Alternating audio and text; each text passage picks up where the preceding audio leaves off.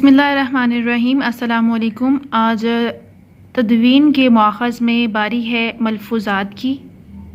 ये टॉपिक है आपकी बुक तहक़ीक़ व तदवीन का MA उर्दू पार्ट 2 में है और ये इलेक्टिव बुक है।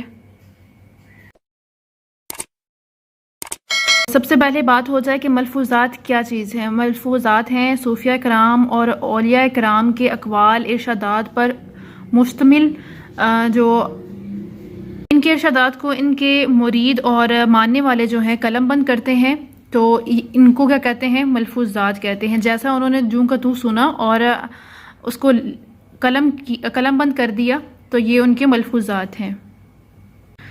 क्वेश्चन स्टार्ट करते हैं। आमतौर पर देखने में आया है कि सूफिया के कलाम और इनके इरशादात को इनके मरीदीन और मुतकद्दीन कलम बंद करते रहे हैं। बरसगीर की तारीख़ सूफिया के मुताले से मालूम होता है कि तकरीबन तमाम सूफिया कराम के इरशादात खताबात इनके मुतकद्दीन ने कलम बंद किए हैं और इनके मजमूए तरतीब दिए हैं, जो नस्ल दर नस्ल सफ़र करते हुए अहद असर तक पहुँच गए कि हम तक अब तक पहुँच गए हैं।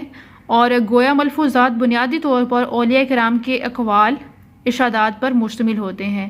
डॉक्टर नूरुस्सलाम रिसर्च कैसे करें में तहरीर करते फरमाते हैं, ये दरअसल इन बयानात, गुफ्तगुओं, तकरीरों का मजमूआ होता है जो बुज़ुर्गान दीन अपनी मजलिस में अपने मरीदों और अक़ीदतमंदों से बयान फरमाते हैं। इनकी इब्तदा इस तरह अमल में आई कि सादतमंद मरीदों और अक़ीदतमंदों ने अपने शेखों और बुज़ुर्गों से जो सुना मनअन, यानी कि जैसे सुना वैसे ही इनके बयान और गुफ्तगुएं कलमबंद कर डाली, ताकि पीर मुर्शद के बाद इनके मुताले से मुस्तफ़ीद हों और फ़यूज़ और बरक़ात हासिल करें।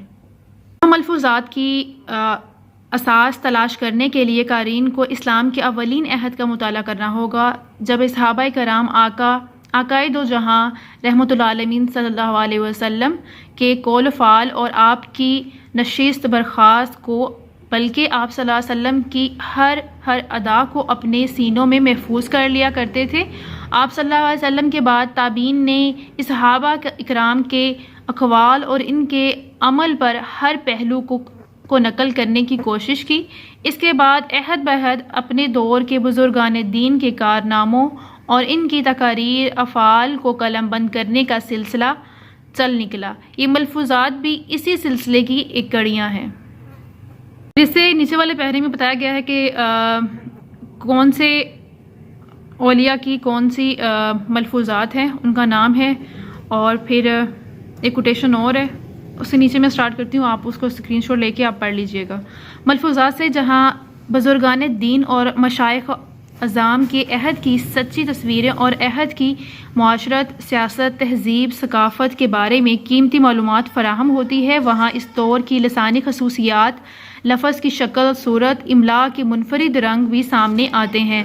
मुख्तलिफ़ वाक़यात के मुताले से इस दौर के फ़िक्र और नज़र के बारे में भी अंदाज़ा लगाया जा सकता है। तहाँ मलफूज़ात के बारे में मुहक्किकीन को बेहद मुहतात रहना चाहिए, क्योंकि मरीदीन जोश अक़ीदत में बाज़ औक़ात शरा का कलाम अपने मुर्शद के कलाम से नकल कर जाते हैं। मलफूज़ात को मुआख़ज़ करार देने से पहले इस बात का जायज़ा लेना भी ज़रूरी है कि तसानीफ़ के मुसन्निफ़ के बारे में आप की मालूमात बिल्कुल दुरुस्त हैं, और क्या ये इरशादात वाकई ही इन्हीं बुज़ुर्ग के हैं जिससे मंसूब किए जा रहे हैं। इसके लिए दीगर मजमूआ हाय मलफूज़ात का मुताला और इनसे मुवाज़ना भी अज़हद ज़रूरी है। किसी मजमूआ मलफूज़ात के दुरुस्त नुस्ख़ों का आपस में भी मुवाज़ना मुकाबला करना बड़े मुफ़ीद नताइज का हामिल हो सकता है। डॉक्टर जमील जल्बी उर्दू की इब्तदाई दौर के मुतल्लिक़ लिखते हैं, बुज़ुर्गान दीन के मलफूज़ात का हवाला देते हैं। इनके मुताबिक दौर की ज़ुबान, इसके रंग ढंग और राज का अंदाज़ा जहाँ हमें फ़ारसी तसानीफ़ और अमीर खुसरो के कलाम उर्दू कलाम से होता है, वहाँ सूफिया कराम के मलफूज़ात भी अहमियत रखते हैं। इन मलफूज़ात का बड़ा ज़ख़ीरा मुख्तलिफ़ तज़किरों और कुतुब तारीख़ में मौजूद है, जहाँ हर फ़िक्रे के साथ महल वक़ू جہاں ہر فقرے کے ساتھ موقع محل اور واقعے کی نشاندہی بھی ہے۔ فارسی تصانیف میں یہ فقرے جوں کہ توں موجود ہیں۔ اپنے بزرگوں کے فقروں کو بغیر کسی رد و بدل کے محفوظ کرنا مسلمانوں کا مذہبی مزاج رہا ہے۔ انہوں نے اپنے پیغمبر صلی اللہ علیہ وسلم کی بات چیت، رشد و ہدایت کو حدیث کی شکل میں جس صحت کے ساتھ محفوظ رکھا ہے، یہ خود تاریخی انسانی کا ایک عظیم کارنامہ ہے۔ اسی تہذیبی مزاج کے ساتھ اپنے صوفیہ کرام کے فقروں کو بھی انہوں نے محفوظ کیا ہے اور اس میں تحریف کی کبھی کوشش نہیں کی۔ جہاں ایک ہی بزرگ کے مختلف فقروں میں زبان، بیان اور لہجہ مختلف نظر آتا ہے، تو اس کی وجہ یہ ہے کہ ہر فقرے مخاطب کی زبان اور اس کے علم اور ذہنی سطح کو دیکھتے ہوئے ادا کیے گئے ہیں۔ یہ ملفوظات اسی لیے آج بھی معتبر ماخذ کی حیثیت رکھتے ہیں اور ان کے مطالعے سے اس دور کی زبان اور بیان کا اندازہ لگایا جا سکتا ہے۔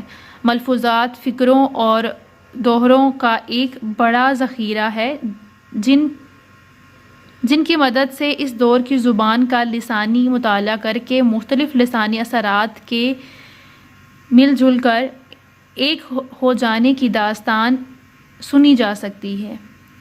تاریخ ادب اردو ملفوظات کے چند مشہور مجموعے اور ان کے نام